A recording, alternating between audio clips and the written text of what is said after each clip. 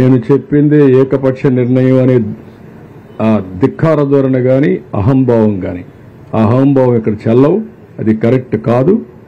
నీ ఒక్క వ్యక్తి వల్ల ఒక వ్యక్తి అసమర్థత వల్ల ఇన్ని లక్షల మంది బాధపడితే ఇంకొక పక్క నేచర్ కూడా కలిసి రాకపోతే విక్కరించే విధంగా మాట్లాడడం దుర్మార్గమైన కార్యక్రమం. దాన్ని ఏమాత్రం కూడా ఉపేక్షించాం. చరిత్రలో ఎప్పుడూ పడని వర్షాలు పడ్డాయి. 37 సెంటీమీటర్ల వర్షపాతం ఎప్పుడన్నా విన్నారా మీరు? ఒక ప్రాంతంలో ఒక జిల్లాలో 37 సెంటీమీటర్ల వర్షపాతం పడడం, ఇది కళింగపట్నం దగ్గర క్రాస్ కావడం, కళింగపట్నంలో క్రాస్ అయింది కూడా వర్షాలు పడకుండా ఖమ్మం నల్గొండలో మళ్లీ పడి, ఏదైతే కృష్ణానది పరివాహక ప్రాంతంలో మళ్లీ పడి బుడమేరు బొంగడం, ఇవన్నీ కూడా జరిగితే సానుకూలంగా స్పందించి ఏ విధంగా ఎదుర్కోవాలనో ఎదుర్కొనే సమయంలో మీరు సహకారం ఇవ్వకపోతే పోతారు. కానీ ఇలాంటి తప్పుడు ప్రచారం చేయడం, ఏదో అమరావతి మునిగిపోయిందంట, వీళ్ళని ముంచాలు తీసుకొచ్చి అక్కడ అప్పుడే బుద్ధి వస్తుంది వీళ్ళకి. అమరావతి మునిగిపోయింది ఎవరు చెప్పాడు మీకు? లేకుంటే అక్కడనే పోడ్చాల వీళ్ళ శ్మశానం అన్నారు, అక్కడనే పోడ్చాల, అప్పుడే బుద్ధి వస్తుంది. మనుషులకు బుద్ధి జ్ఞానం ఉండాలి. ప్రజాహితం కోసం పనిచేయాలి. దుర్మార్గంగా మహాడే కార్యక్రమాలు చేస్తున్నారు. ఎడారంటారు. ఎడారండి అమరావతి? ఇంకా సిగ్గు రాలేదు మీకు? అంటే ప్రజలు వింటారు కాబట్టి ఎదురుదాడి చేస్తారా మీరు? ఎన్ని రోజులు ఎదురుదాడి చేస్తారు? ఎదురుదాడి చేస్తే ప్రజలే చూసుకోవాల్సిన అవసరం ఉంది. ఇలాంటి వాళ్ళని సంఘ బహిష్కరణ చేయాల్సిన అవసరం ఉంది. ఈ నేరస్తులు దబాయిస్తే భయపడిపోతాం అనుకుంటున్నారు, కానీ ఎవరు ఇక్కడ భయపడరు.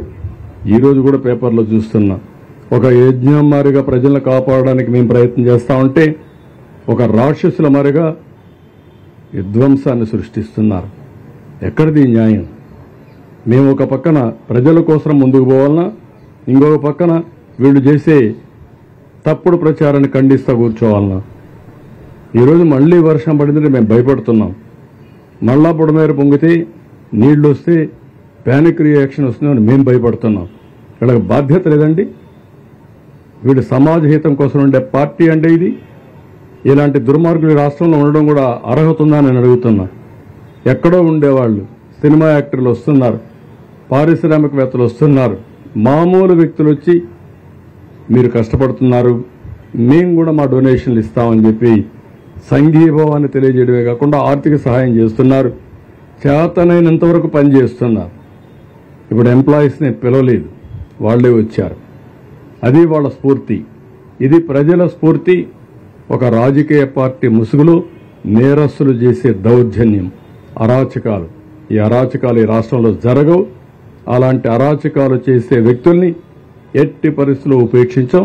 ఆ విషయం మీరు గుర్తుపెట్టుకోవాల్సిన అవసరం ఉంది. బాధ.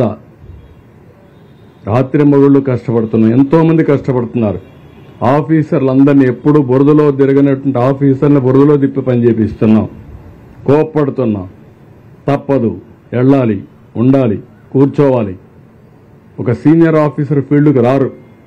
అలాంటిది ఈరోజు చీఫ్ సెక్రటరీతో సహా అందరినీ ఫీల్డ్లో పెట్టి పని చేపిస్తున్నాం. అది మా కమిట్మెంట్. బురదల్లే కార్యక్రమం మానండి. సిగ్గుంటే చేసిన తప్పు క్షమాపణ చెప్పుకోండి.